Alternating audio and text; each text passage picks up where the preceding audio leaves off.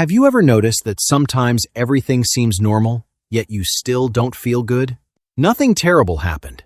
You're not angry. You're not even particularly sad, but something feels off. You scroll through your phone, listen to music, maybe even watch a few motivational videos, yet that strange emptiness remains. And then, a question pops into your mind. Why can't I just feel better? Here's the surprising part.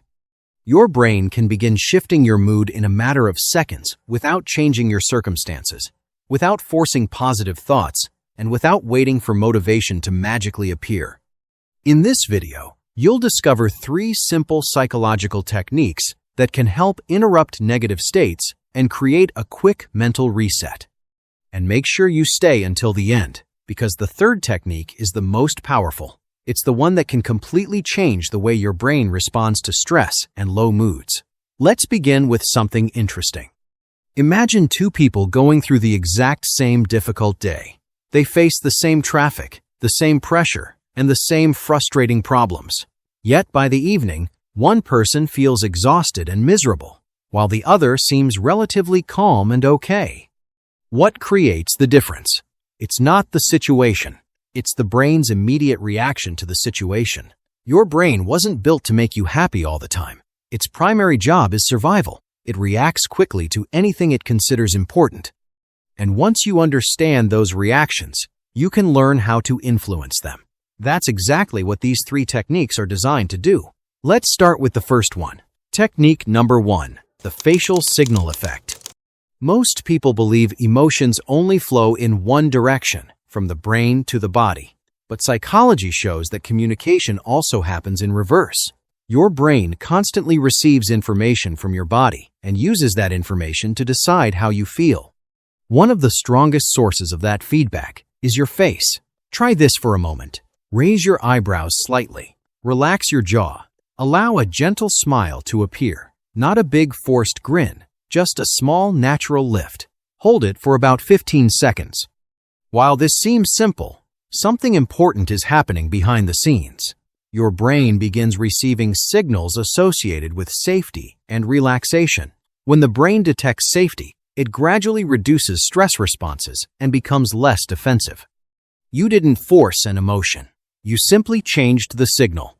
And because physical signals are processed very quickly, the effect can happen faster than trying to think yourself into a better mood. The mistake many people make is waiting to feel better before changing their body language. In reality, the process often works the other way around. Change the signal first. The emotional shift frequently follows. Now let's move to the second technique, because what happens when your thoughts won't stop?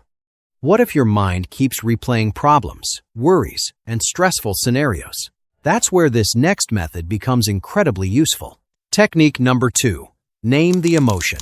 Your brain generally operates between 2 states. One is a reflective, thinking state. The other is a reactive emotional state. When stress increases, the emotional system tends to take over. Here's a simple way to interrupt that pattern. The moment you notice a strong emotion, quietly label it. You might say, I'm feeling stressed.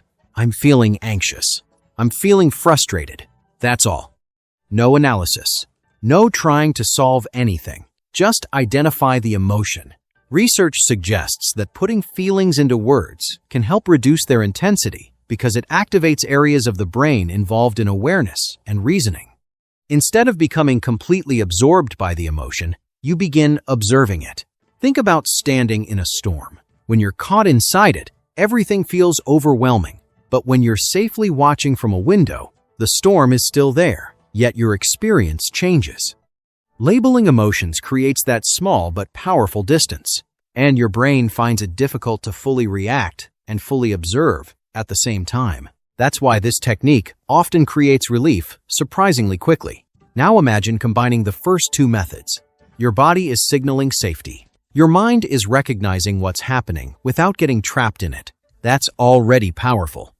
But the third technique may be the most effective of all, because it directly influences one of the brain's most important motivation chemicals. Technique number 3. Create a micro-win. Many people spend their lives waiting to feel better. They wait for success. They wait for good news. They wait for the perfect moment. But your brain doesn't only respond to major achievements. In fact, it often responds more quickly to small signs of progress. This is where micro-wins come in. Right now, choose one tiny action that takes less than 15 seconds. Take a slow breath. Sit up straighter. Drink a sip of water. Organize one small item on your desk. Check off one unfinished task. Do it now. Seems insignificant, right? But your brain interprets completed actions as progress. And progress is something the brain loves. When it detects forward movement, it often responds with a small boost in motivation and positive emotion. This is why starting is usually the hardest part. Once momentum begins, your brain becomes more willing to continue. Most people wait for motivation before taking action, but psychology repeatedly shows that action often comes first. Motivation frequently follows afterward.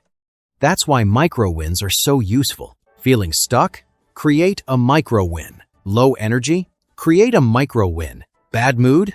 Create a micro-win. The action may be tiny, but the effect can be surprisingly powerful. Now picture all three techniques working together. You relax your facial expression. You identify the emotion you're experiencing. You complete one small action. Within moments, your mental state begins to shift, not because your entire life changed, but because the signals inside your brain changed. And the more often you use these techniques, the easier it becomes to interrupt negative patterns before they grow. Let's finish with one important idea.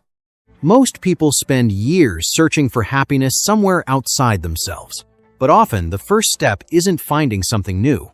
It's learning how to activate the systems already built into your brain. Today you learned how to send your brain signals of safety, how to step back from overwhelming emotions, and how to create quick bursts of progress that encourage positive momentum.